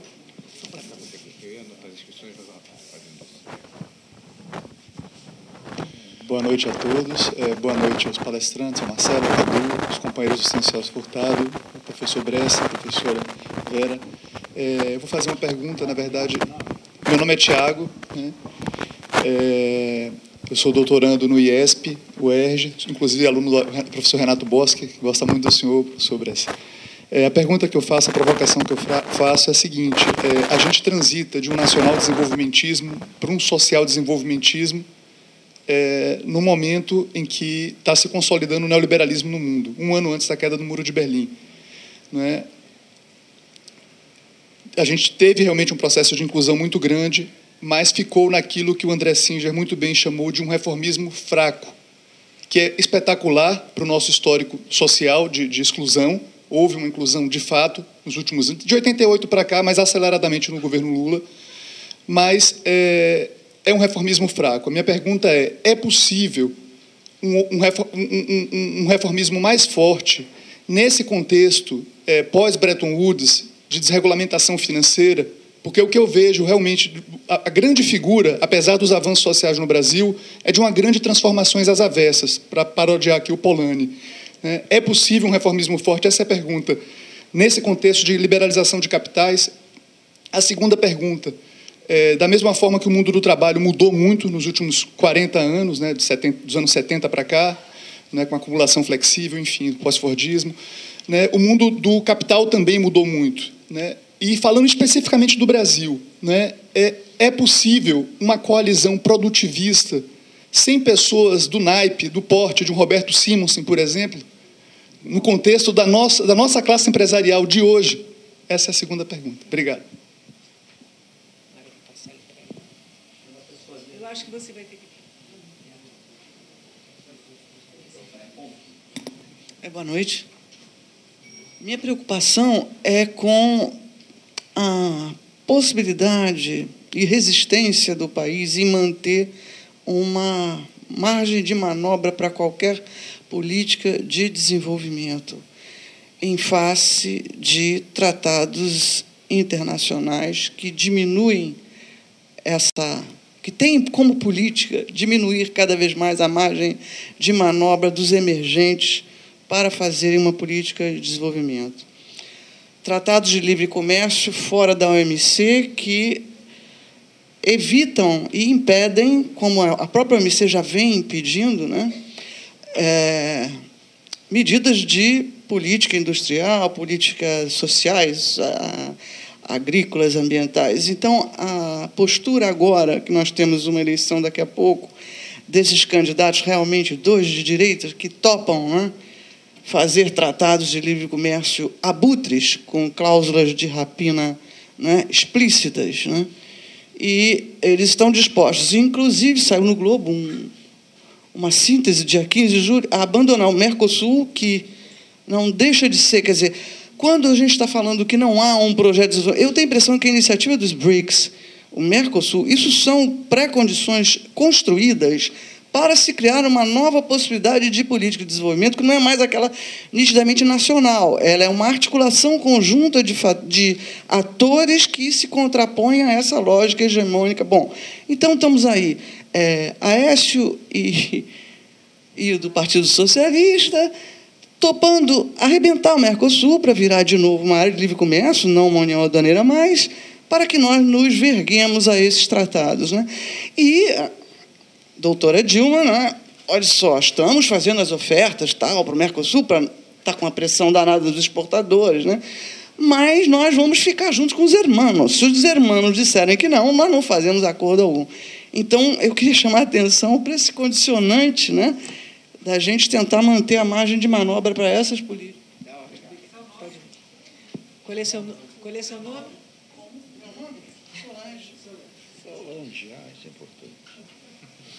Boa noite. Eu tenho uma pergunta para o doutor. Meu nome é Wagner. Eu tenho uma pergunta para o doutor Bresser, que é meio um exercício de futurologia, quase, e a outra sobre a nossa democracia, para a doutora Vera, né? Doutor Bresser, seja o desenvolvimento acontecendo com justiça social ou um desenvolvimento econômico parrudo, isso tudo se traduz, no fundo, em aumento do consumo. E aí, pensando em aumento do consumo planetário, brasileiro, o que for, a gente está se afundando, é um Titanic afundando a cultura, porque o planeta não suporta essa bodega de consumo de energia do jeito que está e consumo de bugiganga para tudo que é lado. Porém, por mais que eu já tenha pensado, eu não consigo achar um sistema que não seja o de índio para funcionar a nossa sociedade. E aí é que é a grande pergunta. O senhor já achou alguma solução para uma sociedade funcionar sem esse troca-troca de mercadoria, vende para a gente poder viver, nossos filhos terem uma rendinha, seja vendendo no camelô, ou na loja da esquina, ou vendendo carro, ou trabalhando em contabilidade, que é meu caso. Eu não consigo achar um outro modelo e estou vendo que esse modelo vai levar a gente para a bancarrota como civilização. E aí para quem é esse desenvolvimento? É para a gente e deixa as próximas gerações se danarem. É a grande pergunta. Entendeu? Ou seja, egoísmo. Então, para que a gente tem filho? Para que a gente tem neto? Então, é parar de simplesmente de reproduzir, gente. Seria a única solução que eu consigo ver nessa desgraça que a gente se meteu. A segunda pergunta é um pouco mais simples que essa. Dentro dessa questão dos interesses, vendo a nação como um todo, o sistema democrático, não seria mais a cara da sociedade, dos seus interesses, se o sistema de representação democrático fosse por sorteio? Você fala, pô, um absurdo, mas ia ser mais estatisticamente a cara do que a nação, do que esses interesseiros que estão aí hoje, que é uma elite, e que estão ali somente para própria sobrevivência e se manter no poder. Agora, é difícil pensar isso num país em que as pessoas não querem saber nem de reunião de condomínio. Entendeu? Agora, ao mesmo tempo, as instituições, uma vez que a representação por sorteio fosse colocada na nossa legislação, que a Constituição não permite, as próprias instituições teriam interesse em formar todo cidadão, desde o da favela até o da elite, de uma forma melhor, porque sabe que um dia esse cara vai poder estar lá representando, seja no Congresso, seja aqui na Câmara de Vereadores e até no nosso condomínio. Obrigado. Agora, as respostas.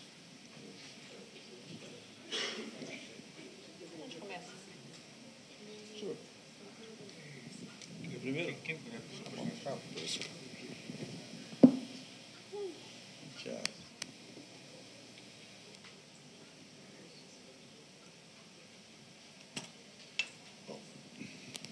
Então, as perguntas do Tiago são importantes.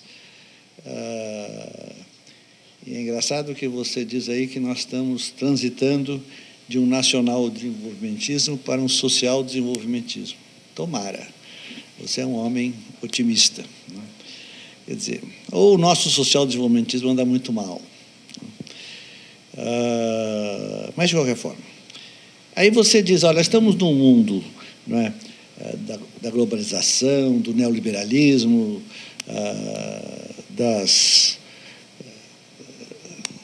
mercados de capital, etc. E, nesse quadro, né, será que a gente pode ter um desenvolvimentismo, né, produtivo? E será que a gente pode, além disso, que essa coalizão seja social também? Né? Olha, primeiro tem que uma coisa que é importante, é que o neoliberalismo está em profunda crise. Se nós aqui no Brasil estamos em crise porque nós não sabemos como é que nós temos que sair do nosso buraco, quer dizer, lá ao norte, eles estão perfeitamente perdidos, porque a crise de 2008 desmoralizou o neoliberalismo de maneira radical, né? Desmoralizou a teoria econômica que eles ensinam de maneira muito violenta, né? Quer dizer, nós estamos nesse período, a nível mundial, num período de transição, quer dizer, em que não há hegemonias claras. Quer dizer, durante 30 anos havia uma hegemonia absolutamente clara do capitalismo rentista e dos financistas que administram a riqueza dos rentistas. Esse era o grande esquema, ou era a coalizão dos 1%, porque também essa coalizão... Claro que eles precisam de votos de mais gente, então aí nos rentistas ainda há toda uma classe média rentista também que, né, se soma e dá um pouco mais de peso. E depois o resto é saber ter uma retórica para enganar o povo, né? Isso tem uma coisa muito grande, então você consegue eleger. Mas o fato é que durante 30 anos nós tivemos esse modelo único, essa verdade única, quer dizer, mas isso acabou, né? Então, no plano internacional, nós ganhamos espaço, né? Quer dizer, no campo ideológico, nós ganhamos espaço. Agora, o problema todo, né, é que, quando você tem um nacional-desenvolvimentismo, né, como quando nós tínhamos um nacional-desenvolvimentismo, nós também tínhamos uma estratégia. E a estratégia era muito clara. A estratégia era industrialização. E como é que fazia industrialização? Durante muito tempo, através de proteção à indústria nacional, né, taxas alfandegárias muito elevadas. Então, aí dava um modelo de importações e funcionava, né? Quer dizer, aí tinha o problema do câmbio, então faz câmbio duplo, né? Ou então o modelo do Delfim, né, que tinha um imposto embutido chamado confisco cambial. Todo mundo sabia que era assim. Quer dizer, de vez em quando esqueciam, porque quando entrava um liberal na história, quer dizer, quando em 45 cai o Getúlio, entre os liberais, eles fazem um desastre em menos de 3 anos. Aí volta tudo, mas só que os outros sabiam como é que fazia, volta, retoma, né? Quando chegou em 1960, outra vez, né? Mas os próprios militares retomaram, né? E a política era sempre a mesma. Agora, hoje ninguém sabe o que fazer. Você vai perguntar para os economistas desenvolvimentistas que estavam lá no Centro Celso Furtado, né? E a política deles é aumentar o consumo e manter o consumo alto. Desde quando você pode fazer desenvolvimento econômico só com isso? Havia um espaçozinho no começo que era o espaço de uma concentração de renda muito grande, então era possível aumentar o salário mínimo. E houve um enorme espaço que foi o espaço do aumento do preço das commodities. Mas agora não tem mais isso. Você precisa que os empresários invistam e que o Estado invista. Mas o Estado não pode investir porque precisa gastar no social. E o social, por um lado, e... Bom, eu só me interesso em criticar agora o nosso lado, né? Porque o outro lado é um horror, né? Mas o nosso lado também não tem plano, né? O Estado precisa gastar no social. E os empresários, esses não precisam de lucro, porque os empresários não investem em função do lucro. Eu vi isso, eu acho que o melhor, não vou dizer o nome, mas o melhor economista desenvolvimentista que há no Brasil, progressista, porque o melhor economista conservador que há no Brasil é, de longe, o Delfim Neto, né? Esse é um competente economista, conservador, não tem conversa com ele, né? Agora, o melhor economista progressista, desenvolvimentista que eu acho que há no Brasil, defendia hoje firmemente essa tese de que, né, ele aboliu a lei da oferta e da procura, a lei dos mercados, e diz que, então, que as empresas investem, mas eles não se incomodam com a expectativa de lucro para investir. É uma alucinação. Então, ou seja, não estão sabendo o que fazer. Quer dizer, ou melhor assim, nós não estamos fazendo saber. O nosso amigo Guido Mantega e sua equipe não sabem o que fazer. Estão perfeitamente perdidos. Quer dizer, nós temos esse pré-sal, né? Eu tinha publicado o meu artigo grande, uma espécie de revolução, né? Explicando o que era a doença holandesa. Um modelo muito novo. E aí, mas aí o Guido dizia, ele é meu amigo, tal, e ele dizia que no Brasil não tem doença holandesa. Eu não ia discutir com ele, porque como ele não tinha meios também de atacá-la, tal, eu fiquei quieto. Aí vem o pré-sal, logo em seguida descobre o pré-sal. Aí o governo diz, agora sim vai ter pré-sal, então vai ter doença holandesa, vamos mudar o marco regulatório do petróleo. Vamos, fiquei feliz, tal. Apoiei, nunca escrevi um artigo, graças a Deus, mas dei entrevistas, me perguntavam, tal, eu estava sempre favorável, certo de que eles estavam fazendo agora certinho a coisa. Há um ano atrás eu fui ver, né, porque foi feita uma tese de doutorado em Direito, e a moça fazia uma análise completa do marco regulatório do petróleo novo. Não tem nada, absolutamente nada nesse marco que neutralize a doença holandesa, nada. É profunda incompetência, desculpe. Então, há uma incompetência muito grande hoje, porque o mundo mudou, você precisa ter outras estratégias, outros jeitos, eles não sabem o que fazer. Então, e isso enfraquece muito não há coalizão, cadê o Tiago? Quer dizer, não há coalizão possível, né, baseada na incompetência. Isso é uma coisa muito séria. Veja, Solange tem toda a razão, né? Ela está preocupada. Isso é bastante discutido na literatura, quer dizer, a perda de espaço de política que especialmente a OMC representou, né? E tem um livro maravilhoso, que eu não sei se você conhece, que é o livro Chutando a Escada, né, que mostra isso de maneira brilhante. É o livro do Rajun Chang, que é um bom amigo meu. Quer dizer, então... E agora, então, nós estamos com uma coisa muito interessante, porque, né, há uma campanha, né, para que o Brasil faça o acordo com o Mercosul. Não, com o Mercosul não, com a União Europeia, desculpe, com a União Europeia. E esse acordo significa que nós reduzamos nossas tarifas alfandegárias. E aí, né, vêm uns senhores, né, e vão lá na Fiesp e convencem a Fiesp a dar apoio a isto.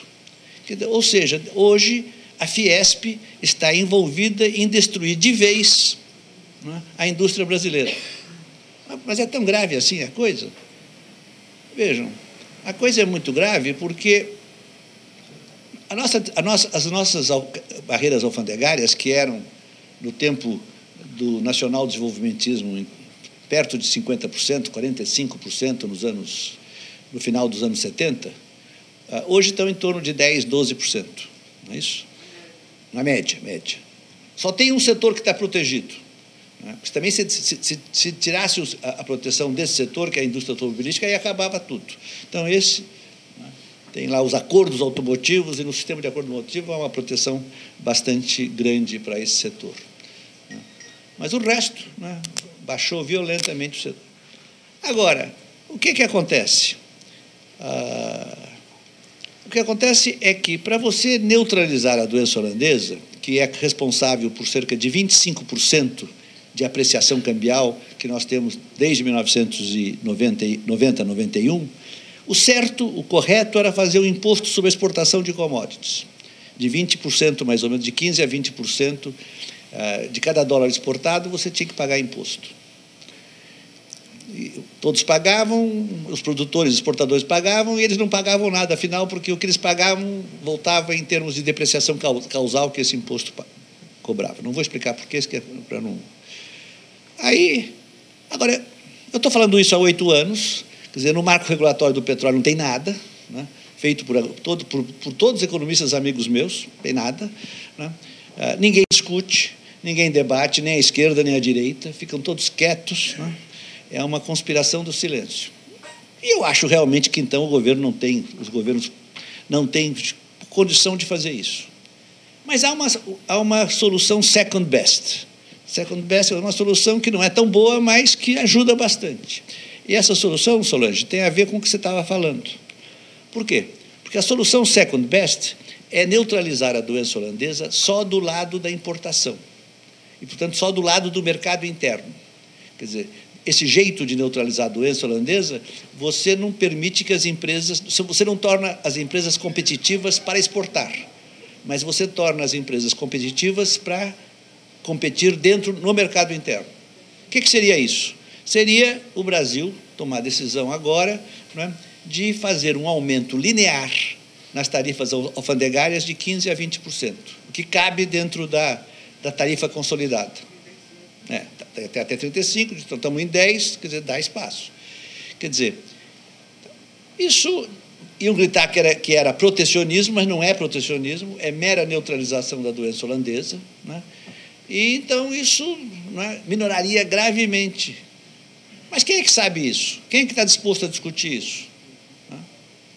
E eles estão dispostos a acabar com essa possibilidade fazendo esses acordos. Quer dizer, acordo com a União Europeia. Porque aí vem uma outra coisa. Aí vem esses meus ilustres economistas liberais, né, e alguns desenvolvimentistas no meio, e dizem assim, né, não, mas veja, o Brasil está se fechando dentro de si próprio, não tem comércio, né, não faz tratados e mais tratados. É verdade, o Brasil fez poucos tratados, poucos acordos de comércio. Se comparado com o México fez uma infinidade de... Ele tem acordo com quase todo o país do mundo, e mais regiões... Tem algum coisa, está lá feito o México. Por que o México tem tanto acordo? Porque ele fez o acordo com a ALCA. ALCA não, com a NAFTA. Fez o acordo com a NAFTA, ou seja, cedeu tudo para os americanos e canadenses. Quando cedeu para tudo para eles, também pode ceder para os outros, já está feito, não tem diferença. Bom, mas cedeu e maravilha, agora tem acordo com todo mundo, deve estar crescendo uma maravilha. É o país que menos cresce na América Latina nos últimos 20 anos. É um desastre. Bom. E aí o Wagner. Ô, Wagner. Não, mas tem uma resposta para você. Não, tem uma resposta para você. Eu não sou especialista nisso, mas a sua pergunta tem a ver com o problema do ambientalismo. Tem a ver com o problema de até que ponto, né, o mundo, quer dizer, a natureza terrestre, né, é compatível com um consumo tão elevado. Há uma tese que é repetida desde lá dos anos 70, não é, que se os chineses, não é, fossem reproduzir os padrões de consumo, não é, dos americanos, o mundo acabava. Não é? Os chineses estão caminhando para fazer isto. Não é? Eles estão crescendo de tal maneira, não é, que estão caminhando para isto. Quer dizer, existe um movimento grande, na França, por exemplo, que é o movimento do crescimento zero. E há outro movimento que é o da décroissance, quer dizer, do decrescimento. Então, vamos começar a decrescer. Eu acho isso uma loucura completa. Né? Quer dizer, na França tem muito pobre ainda, muito pobre. E o que dizer aqui no Brasil? Né? Tem uma quantidade de pobres enormes. Agora, por outro lado, também é verdade que a natureza humana, o ambiente, não aguenta tudo. Então, quer dizer, nós estamos tendo que encontrar soluções. Quer dizer, há soluções tecnológicas e há soluções de mudança de formas de vida.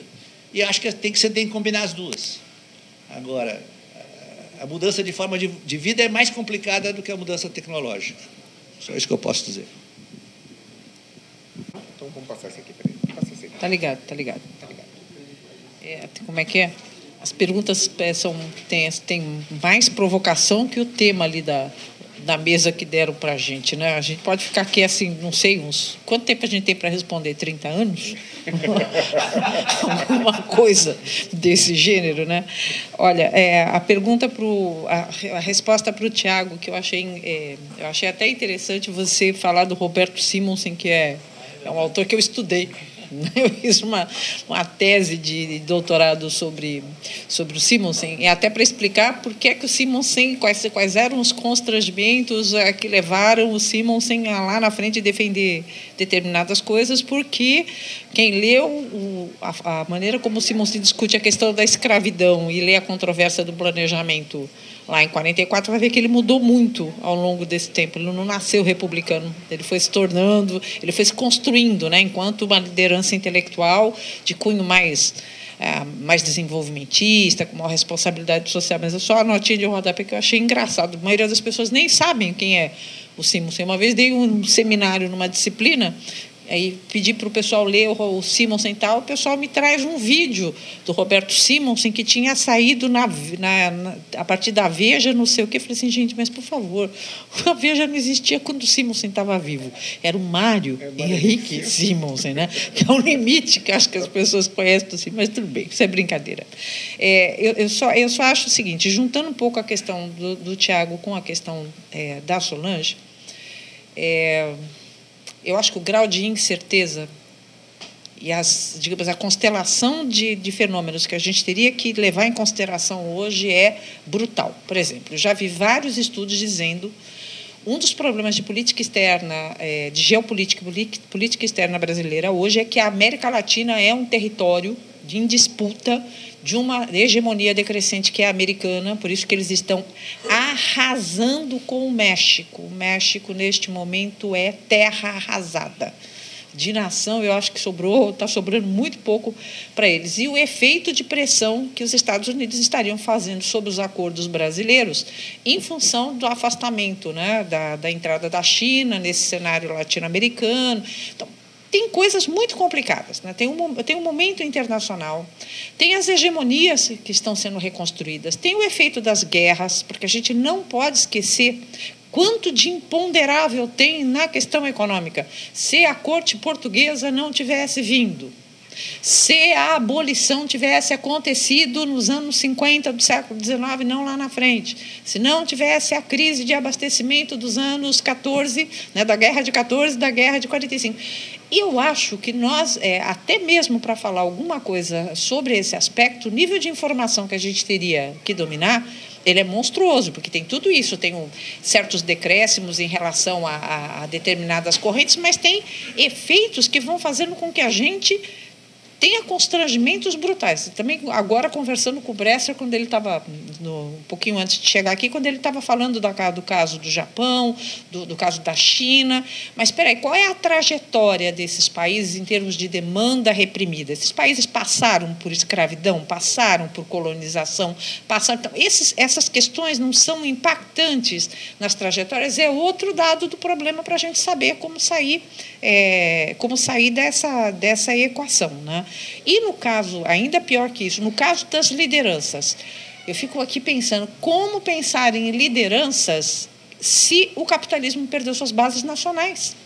E aí fica muito complicado, porque dentro do capitalismo brasileiro os empresários não querem a mesma coisa. Os empresários que vão se ligar no marco do agronegócio, os empresários de tecnologia de ponta, outros que querem deprimir salário porque estão lidando com problema de trabalhadores em ambientes metropolitanos. Então, sei lá, é o concho pano manga. É isso que eu queria dizer para vocês. Eu acho que talvez um pouco da perda de rumo dos economistas hoje venha muito em função dessa quantidade de variáveis e de trajetórias, as tal das variedades do capitalismo, que está muito difícil a gente discutir. Mas que, é claro, isso não é resposta para que uma nação não tome para si um projeto para o bem ou para o mal, também não é, não, porque senão a gente não sabe o que essas pessoas estão fazendo, estariam fazendo lá, né? Em relação à questão do Wagner, que eu achei muito interessante, o primeiro deles, voltamos ao reino das ideias, chama-se estilo de vida mesmo, né? Estilo de vida. Porque é verdade que nós temos muito pobre nesse mundo, mas eu tenho minhas dúvidas se o que a gente tem é mais pobre ou mais rico. Não tenho certeza. Porque porque a gente sempre fala, né, que o problema do desenvolvimento É o problema da pobreza. Será que o problema do desenvolvimento também não é o problema da riqueza? Que esse é outro nó gordo, porque ninguém vai colocar. Até porque o que é que nós fazemos de novo no processo de construção de identidades culturais? Nós valorizamos o que? O mimetismo. Então, o Furtado está certo nas duas pontas, né? A gente continua reproduzindo padrões miméticos de consumo, e não é consumo, é uma cadeia de prestígio, porque as pessoas não consomem apenas porque elas estão transformando aquilo em valor de uso. Aquilo não é nem valor de troca, né? Aquilo é um valor de status social. E o que nós temos de novo aí? O problema das instituições que reproduzem padrões culturais que vão afetando a nossa capacidade. Eu lembro quando eu estudava assentamento rural, tinha uma época que eu estudei assentamento rural no interior do estado de São Paulo. A maior queixa dos donos de lote era o seguinte: os filhos não querem ficar no mundo rural, porque eles não querem reproduzir uma vida que eles consideram o quê? Atrasada, pobre, sem valor, sem glamour. Eles preferem ir para a cidade ganhar menos a serem proprietários, né, do seu pequeno pedaço de terra. Isso chama-se luta cultural, é uma luta simbólica, né? E aí, então, eu achei engraçado você falar do estilo de vida, né? Em relação à sua forma do sorteio, eu vou dizer que não. Eu acho que a saída não é por aí, não, porque essa é uma saída muito paliativa, muito aleatória. É capaz de ter um efeito indesejável pior do que a gente estaria enfrentando. Eu acho que as saídas que a gente teria que enfrentar são duas: poliarquias, mas no sentido duro do termo, que é construir mais focos de tomada de decisão. Porque quanto mais foco de tomada de decisão você tem, eu acho que nos últimos anos uma política inteligente tem sido feita nessa direção. Esse marco de regulação da organização da sociedade civil me parece caminhar um pouco nesse processo, porque ele não apenas regula. Regular significa institucionalizar, tem sempre dois lados dessa equação, né? Então, criar mais focos de construção, de mecanismos de poder, porque você vai enfraquecendo a arena viciada e eleitoral, talvez pressionando aí por reforma. E a outra, que essa me parece brutal, trágica. Tem que separar política de Estado e política de governo. E o tempo da política de Estado do tempo das eleições, porque os governos não conseguem mais tomar decisões. Eles estão o tempo inteiro premidos pelo resultado eleitoral, porque eles têm que dar devolutiva para os seus partidos, que têm que dar devolutiva para os seus aliados. Aí, gente, como é que você faz política pública de longa duração, que é isso que a gente precisa? Não faz, né? Então, tinha que criar, talvez, a gente já tentou, né? Planos plurianuais, mecanismos de manutenção de longo prazo, mas é pouco.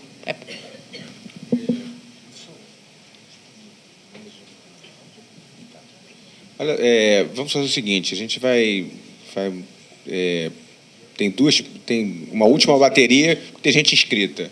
E a gente vai encerrar aí por causa do horário também, e o cansaço evidente dos debatedores que estão desde segunda-feira aí no Congresso do Centro Internacional Celso Furtado, e foi uma maratona, no melhor dos sentidos, uma maratona intelectual, mas foi cansativo. Vou passar para você. Temos 2 inscritos, mais um. Então fechou essa rodada. 1, 2... Tinha eu, falei. Você também. Você é o terceiro? Então, o que fazer? Podemos botar 4, então? Não. Mais um convite. O dela é mais um convite, pode ser? Tá bom. Boa noite. Meu nome é Cláudio Abreu, sou engenheiro civil e mestre em administração de empresas e aposentado do BNDES. Então, eu vendo aqui o tema, né, desenvolvimento para quem, é uma coisa interessante, porque há uns 15 dias atrás eu escrevi um artigo que foi publicado no jornal lá da FBNDES, da Associação dos Funcionários, e nomeando 3 problemas principais do Brasil, do qual tudo decorreria. O primeiro é a inflação. E aí ele tem a ver com quem aqui, porque a inflação certamente, né, penaliza o pessoal mais pobre, né? E a corrupção e a sonegação também. Quem é que é corrupto? Quem sonega são os mais ricos. E com isso, né, eles retiram, né, a corrupção. Aumenta a despesa do governo e a sonegação reduz a receita do governo. E aí é lógico que vai sobrar para o pessoal mais pobre, certo? Agora, a inflação é uma questão mais técnica, e eu vou me alongar um pouquinho mais. para mim, a inflação no Brasil era inicial, apesar do Plano Real 20 anos atrás, os caras descobriram, né, que a inflação era inicial, fizeram o plano, mas continua inicial, porque os contratos de mais de um ano têm reajuste pela inflação, os salários, bem ou mal, é proibida, né, a indexação, mas tem a livre negociação, todo ano aumenta, então basta esses dois para desencadearem todo o processo de indexação de preços na economia, certo? Então, eu vejo a inflação como inicial e qual é o efeito disso? Aumenta a taxa de juros. Você só ouve falar no Brasil taxa de juros, câmbio e inflação. São as três palavras que a economia, desde Arminio Fraga, só se ouve falar nisso no Brasil. Então, veja bem, eu acho que a inflação leva o juro porque você não adianta aumentar a taxa de juros para fazer recessão, porque a inflação vem do passado, então, aquilo, só se você botar uma taxa elevadíssima em termos mundiais para poder ter uma recessão, mas hoje não dá nem para fazer recessão, nós estamos a 1%. Então, quer dizer, ao mesmo tempo a inflação eleva o juro, porque o juro passa a ser pré-fixado e embute um adicional de risco, vamos dizer assim, porque pode vir mais inflação. Então, para mim, é a origem do juro alto, tá certo? Que leva o quê?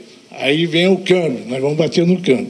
O câmbio, justamente pelo juro ser alto, entra a porção de dinheiro aqui dentro, né, do país, e ainda mais, se tem uma tendência, que nem no governo Lula, de afundar a taxa de câmbio, o cara, além de ganhar o juro alto do Brasil, ainda leva a apreciação do câmbio.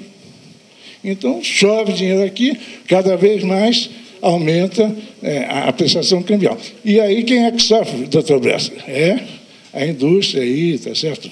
Quer dizer, nós caímos. Para mim, a doença holandesa aqui é um pouco diferente. Ela tem esse componente inicial, juro, inflação. Aí. Então, o que justamente me leva à conclusão é que esses três fatores, se fossem abordados, a gente teria solução. E aí eu tenho mantido um certo contato com o doutor Bressa, ele encaminhou um trabalho dele, que eu gostei muito, que fala da doença holandesa e do imposto de exportação. E eu tive uma ideia, que talvez eu vou propor aqui, é o seguinte: o imposto de exportação sobre produto primário, eu diria também sobre semi-industrializado, ele seria alto, eu acho que a Max teria que ser para 3,10, uma Max de 38%, uma coisa assim. Então, eu acho que daria para fazer um imposto de uns 20%, e deixando o pessoal ainda ganhar dinheiro, né? Certo? E o industrializado, vamos dizer que é metade. E veja o seguinte: para fazer isso, a única maneira que eu vejo é que essa Max seja neutra, ou seja, você teria de financiar o pessoal que está endividado em dólar no Brasil, hoje, nas empresas, e também o pessoal que botou dinheiro aqui dentro, né, em portfólio, em ações. Não pode fazer uma Max de 30%, 40% sem fazer qualquer dano. Então, eu acho que o imposto de exportação geraria receita para o governo brasileiro indenizar toda a dívida externa existente e os investimentos em portfólio. Perfeito, tá bom? perfeito. Eu queria ouvir a opinião do doutor Bressa, que ele não me respondeu. Ele vai responder. Primeiro tem uma outra pergunta aqui. Sem inflacionar o tempo, hein? Serei breve. Joaquim, eu sou militante do MST, estudante aqui na UFRJ. A primeira pergunta aqui para o professor Bressa e para a professora, o professor falou sobre o fracasso desse pacto nacional, né, ultimamente aí, e colocou as dificuldades que se tem atualmente para se construir esse pacto. E a minha pergunta vem na seguinte direção: existe a burguesia nacional? E se existe, ela tem essa vontade de construir esse pacto em busca de um projeto de desenvolvimento do país? É bem direto mesmo. A segunda é em relação a que foi discorrido aqui sobre o pacto getulista, o pacto dos militares, não é? E nesses dois momentos a gente percebia uma fragilidade de um Congresso Nacional. Hoje é uma outra realidade. A pergunta é: qual que é um papel de um Congresso Nacional, no caso que nós temos hoje, no debate da construção de um projeto de país? Para que serve esse Congresso? E, por último, aqui, muito rapidamente também, em relação também à nossa atual conjuntura, onde a gente percebe que existe uma relação muito mais estreita do Brasil com os países vizinhos aqui da região, principalmente na América do Sul.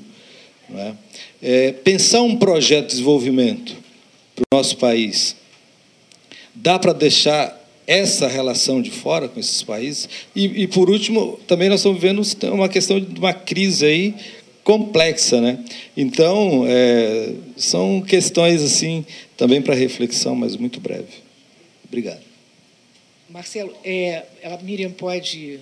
Miriam, um convite? É um convite. Vou fazer um convite. Boa noite, fazendo um convite em nome da diretoria da Casa da América Latina. Né? Concordo que tanto o desenvolvimento como a democracia são polissêmicos, e o convite é nesse sentido de discutir, agora em novembro, 27 e 28 de novembro, nós vamos fazer um seminário internacional, Democracia e Poder Popular. Né? Então, eu passo para o pessoal aqui para divulgar os termos desse seminário. Obrigada. Marcelo, desculpe. A intimidade gera problemas e filhos. Como filhos não são nosso problema, não gerou esse problema. Eu não entendi bem quando você falou. Não, tudo bem, rápido. A minha pergunta vem no seguinte sentido aqui para os nossos dois participantes aqui da mesa de debate. Eu acho que o professor Bresser apontou com clareza uma certa perda de vitalidade, de capacidade de ação política do núcleo mais duro do capitalismo contemporâneo, que é o capital financeiro rentista, né, que comandou com muita força essa fase neoliberal, e com a crise de 2008, embora esteja longe de estar batido, né, perdeu aquela influência da forma como ele tinha antes.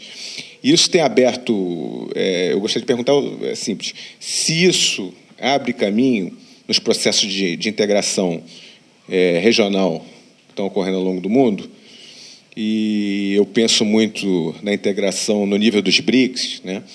Recentemente houve um acordo de comércio entre a Rússia e a China, né? Que feito por fora das moedas, por fora do dólar, né? Isso eu acho que é um movimento anti-hegemônico muito forte. Se isso não pode abrir espaço para um relançamento de projetos nacionais com essa ênfase regional.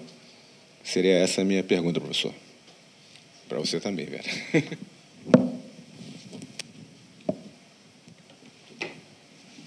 Bom, não são 3 perguntas, é bem mais. Eu vou ter que ser muito resumido. Então, o Cláudio, né?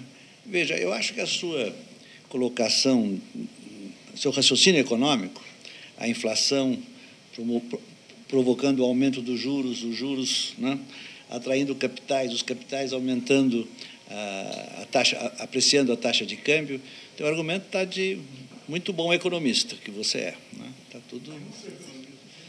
Então, economista, mas economista...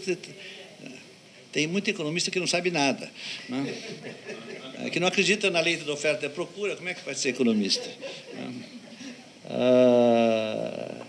Agora, eu não acho que a inflação seja o principal problema do Brasil. Em 1980, não tinha dúvida que esse havia se tornado o principal problema do Brasil, a inflação, né, e a dívida externa, né, a crise financeira. Hoje, para mim, o maior problema é o câmbio, né? Quer dizer, ele tem uma autonomia em relação aos outros. Não, mas não é só isso, não. Então, e o seu conceito de não é não? E o seu conceito de doença holandesa não está correto. Doença holandesa é uma coisa muito, muito precisa, que pouca gente sabe, você não é obrigado a saber, pouca gente sabe. Tá? A taxa de... mas vocês facilmente acham no meu site... A doença holandesa é uma apreciação da taxa de câmbio no longo prazo, causada pela exportação de commodities que têm que usam recursos naturais abundantes e baratos e podem ser exportados a uma taxa de câmbio substancialmente mais apreciada, podem ser explorados e exportados com lucro, né, a uma taxa de câmbio substancialmente mais apreciada do que a taxa de câmbio que é necessária para as indústrias do país que utilizam tecnologia no estado da arte sejam também competitivas. Essa é a diferença. Então, isso não tem nada a ver com a inflação, isso tem a ver com, não é, recursos naturais e tem a ver com, não é, que não e a solução é neutralizá-los, que eu já falei as duas formas de neutralizar. O Joaquim. Então, ele parte do fracasso do Pacto Social Desenvolvimentista e faz 3 perguntas. A primeira, cadê o Joaquim? Está lá. A primeira pergunta é: existe burguesia nacional?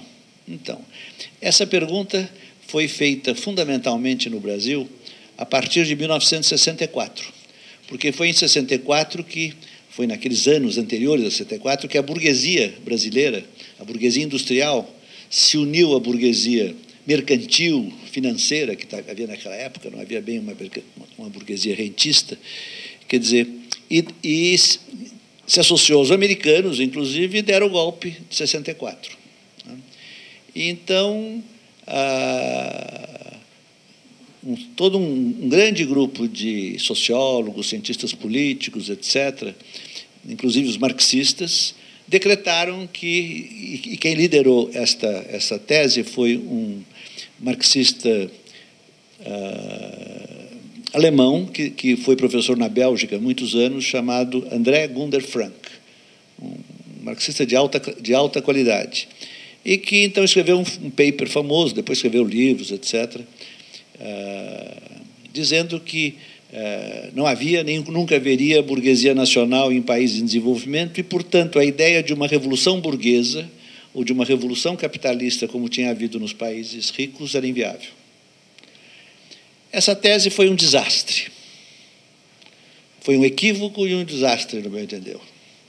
Por que ela foi um equívoco? Porque na Ásia formaram-se burguesias nacionais e aqui no Brasil, que a nossa burguesia é mais dependente, mas ela, na verdade, é ambígua, contraditória. E nos momentos que houve pactos desenvolvimentistas, que é no período Vargas até Juscelino, e depois no período militar, né, até pelo menos 1980, quer dizer, houve sim uma burguesia nacional. Houve. Quer dizer, não era a melhor, né? E foi isso que permitiu o grande desenvolvimento que o Brasil teve.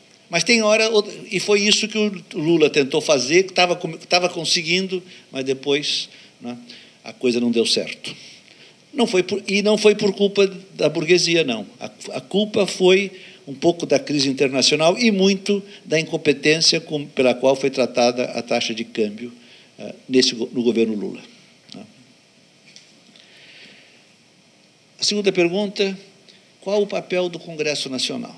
Então, eu cheguei aqui hoje e tive a notícia, não é, de que vocês têm aqui, tem uma senhora que está também nos orientando, a Maria Luísa, não é, que estão fazendo uma campanha pelo plebiscito por uma Assembleia Constituinte para fazer a reforma política. Eu sou a favor. Bom, eu seria... Não, mas é limitada a reforma política, mais nada, tem que estar... Bom, eu não dá. Quer dizer, veja, o problema... Quer dizer, há muitos problemas que você pode querer discutir na reforma política, mas há um problema que é absolutamente fundamental.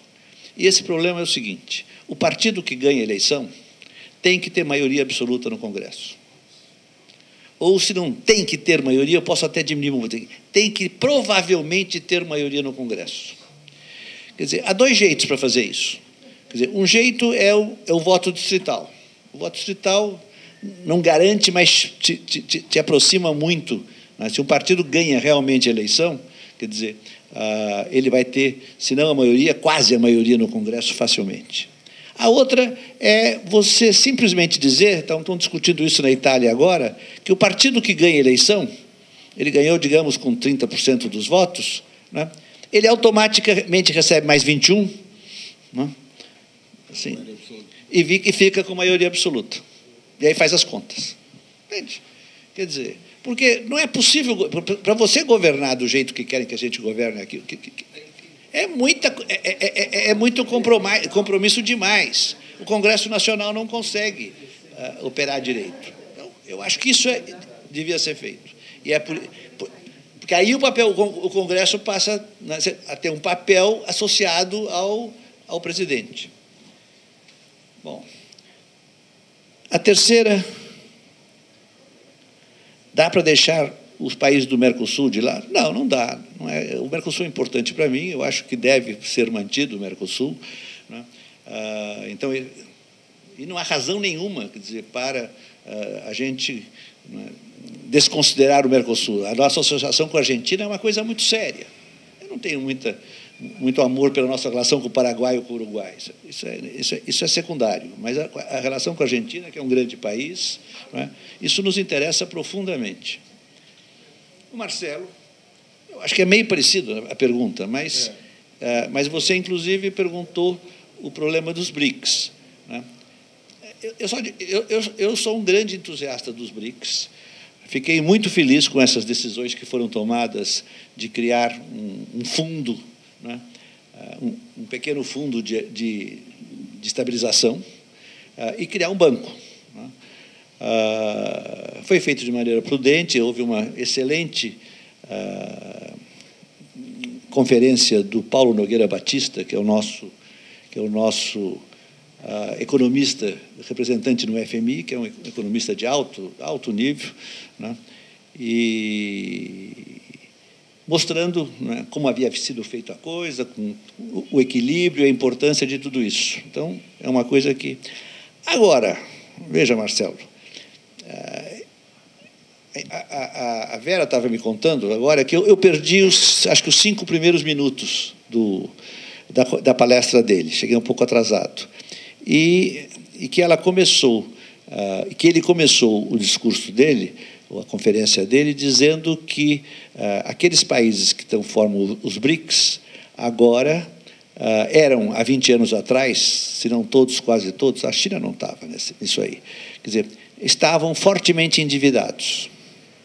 E agora estavam, inclusive, criando banco, criando fundo, etc., né, e que ele achava isso uma maravilha. Eu também acho,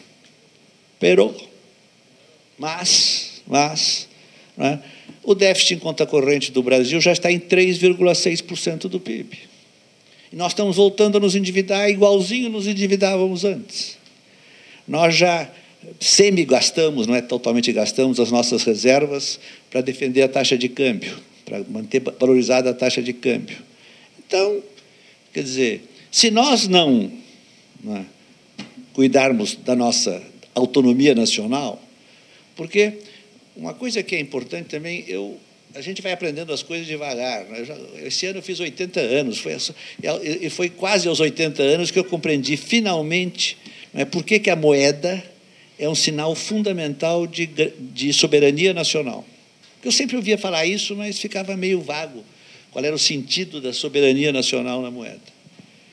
Quer dizer, veja o seguinte, veja o Japão.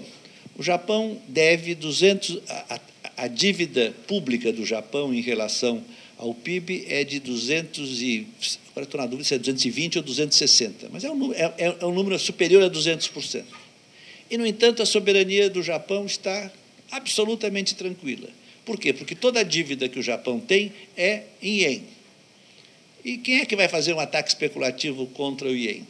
Pode fazer, né? Mas o Japão paga, emite, paga e está resolvido o assunto, e a pessoa que fez o ataque especulativo quebra, né? Então, agora, quando você se endivida em moeda estrangeira, para crescer com poupança externa, aí você perde soberania mesmo, né?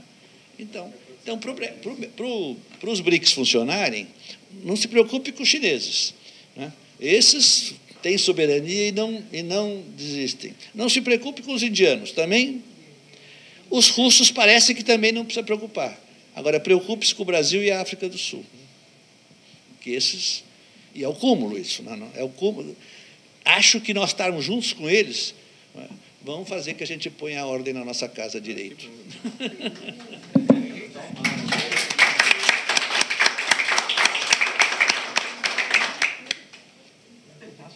Professora, por favor. Vou fazer três comentários rápidos, que eu acho que, juntando um pouco as questões que eu acho que eu posso colaborar.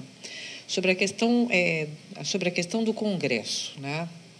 Defender as instituições não significa nos ilibarmos de criticá-las. O Congresso brasileiro precisa de uma reforma. A começar pela natureza da sua representação, que não tem a ver só com o voto distrital. Por exemplo, quando é que no Brasil nós vamos encarar o problema fundamental de que nós temos municípios falidos e que alteram profundamente a equação do jogo político nacional, porque a gente sabe como é que isso funciona com frentes de prefeitos, com demandas, com emendas, com lealdades que se formam. Então, isso tem que ter um enfrentamento dessa questão.